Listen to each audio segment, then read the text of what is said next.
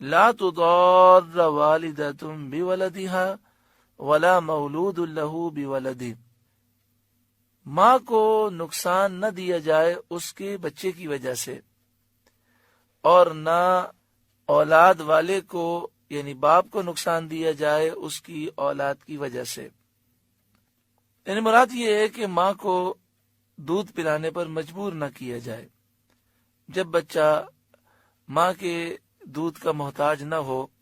یعنی ماں کے دودھ کے بغیر بھی بچے کا گزارا ہو سکتا ہو، کوئی عورت دائی دودھ پلانے والی ہو، تو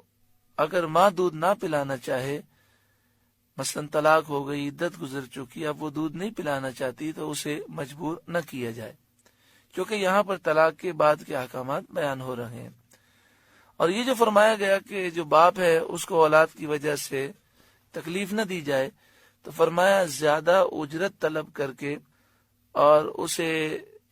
بہت سارے مطالبات کر کے، بلیک میل کر کے اسے تکلیف نہ دی جائے، کیونکہ بسا اوقات ایسا ہوتا ہے کہ باپ اپنے بچے سے بڑی محبت کرتا ہے، تو سامنے والا فریق یہ تصور کرتا ہے کہ یہ محبت سے مجبور ہے، تو جس طرح ہم مطالبات کریں گے وہ ماننے کے لیے تیار ہوگا۔ کبھی ماں اپنے بچے سے محبت کر رہی ہوتی ہے اور طلاق ہو چکی ہوتی ہے، عدت گزر چکی ہوتی ہے، تو اس کی محبت کو دیکھتے ہوئے اس کو ضرر دیا جاتا ہے اور اسے تنگ کیا جاتا ہے۔ ایک ترجمہ اس کا یہ بھی ہے اس آیت کریمہ کا کہ ماں اپنے بچے کو ضرر نہ دے اور باپ اپنی اولاد کو تکلیف نہ دے۔ بچے کو ضرر دینا، تکلیف دینا یہ ہے کہ اس کو وقت پر دودھ نہ دے اور اس کی نگرانی نہ رکھے، یا اپنے ساتھ مانوس کر لینے کے بعد اسے چھوڑ دے۔ اور بچے کو باپ کی طرف سے ضرر دینا یہ ہے کہ مانوس بچے کو ماں سے چھین لے یا ماں کے حق میں کوتاہی کرے جس سے بچے کو نقصان پہنچے۔ وَعَلَى الْوَارِثِ مِثْلُ ذَلِكَ، اور جو باپ کا قائم مقام ہے اس پر بھی ایسا ہی واجب ہے، یعنی اگر بچے کے باپ کا انتقال ہو جائے تو جو اس کی جگہ قائم مقام ہے، یعنی بچے کا دادا، اور اسی طرح بچے کے جو چچا ہیں، تایا ہیں، ان پر بھی اسی طرح کے حقوق ہیں، یعنی بچے کی پرورش کی ذمہ داری بچے کے ان رشتہ داروں پر ہے جو باپ کے قائم مقام ہیں۔ فَإِنْ أَرَادَا فِصَالًا عَنْ تَرَادٍ مِّنْهُمَا وَتَشَاوُرٍ،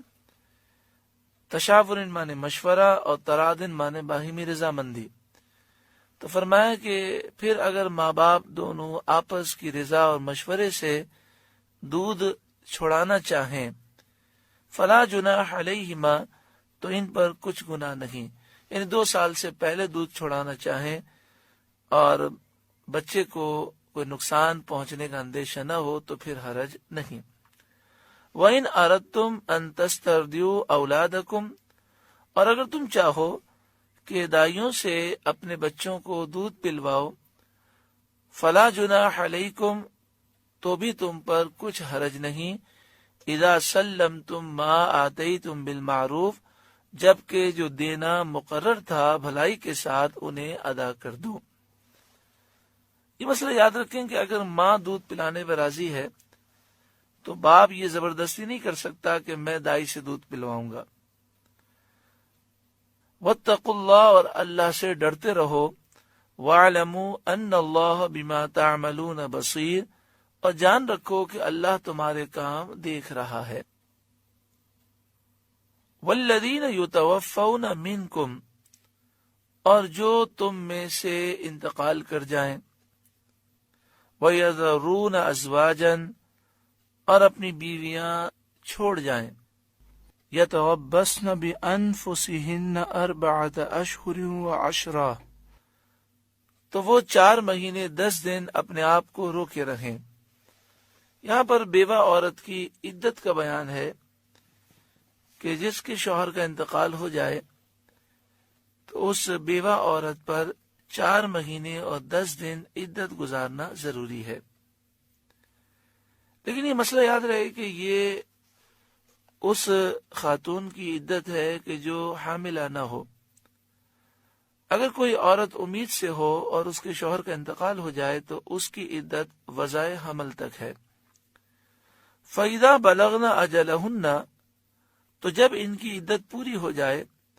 فَلَا جُنَاحَ عَلَيْكُمْ فِي مَا فَعَلْنَ فِي أَنفُسِهِنَّ بِالْمَعْرُوفِ، تو اے عورتوں کے والیوں، تم پر مواخذہ نہیں اس کام میں جو عورتیں اپنے معاملے میں موافق شرع کریں۔ بیوہ عورتیں جب عدت گزار لیں، اس کے بعد یہ کسی اور سے نکاح کرنا چاہیں تو اس میں کوئی حرج نہیں۔ زمانے جاہلیت میں لوگ اس کو بہت معیوب سمجھتے تھے، بلکہ زمانے جاہلیت میں تو وہ عورتوں پہ بہت ظلم کرتے۔ جب عورت بیوہ ہو جاتی تو اسے منحوس سمجھتے اور کسی کمرے میں بند کر دیتے، یہاں تک کہ وہ اسی کمرے میں مر جاتی مگر اسے نکلنے کی اجازت نہ ہوتی، بلکہ ساری زندگی جب تک وہ زندہ رہتی اسے نہانے کی بھی اجازت نہ ہوتی۔ یہاں تک کہ تفسیروں میں ایسے ایسے عجیب معاملات لکھے ہیں کہ جب ہم زمانے جاہلیت کے معاملات پڑھتے ہیں انسان کا دل کانپ جاتا ہے۔ نبی اکرم صلی اللہ علیہ وآلہ وسلم کی آمد سے عورتوں پر کتنا کرم ہوا۔ تفسیروں میں لکھا ہے کہ ان کو ایک کمرے میں بند کر دیا جاتا اور انہیں اپنی طبعی حاجت کے لیے بھی باہر نکلنے کی اجازت نہ ہوتی، نہانے کی اجازت نہ ہوتی، کپڑے بدلنے کی اجازت نہ ہوتی۔ اندر جو ہے کھانا پھینک دیا جاتا کہ وہ کھانا کھا لیں، اور کبھی کھانا دیا جاتا کبھی نہ دیا جاتا، یہاں تک کہ ان کے جسم میں کیڑے پڑ جاتے اور اس طرح وہ ہلاک ہو جاتی۔ اس قدر ظلم کیا جاتا۔ پھر جب اسلام کا ابتدائی دور تھا تو عدت 1 سال مقرر کی گئی، جس کا آگے ذکر آ رہا ہے، اور پھر اس آیت کریمہ میں عدت کو کم کیا گیا اور 4 مہینے اور 10 دن عدت مقرر کی گئی۔ اب چونکہ زمانے جاہلیت سے سوچ یہ بنی ہوئی تھی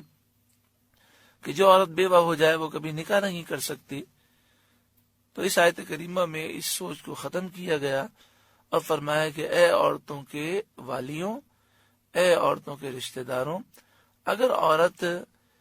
عدت کے بعد نکاح کرنا چاہے تو تم رکاوٹ نہ بنو۔ واللہ بما تعملون خبیر، اور اللہ کو تمہارے تمام کاموں کی خبر ہے۔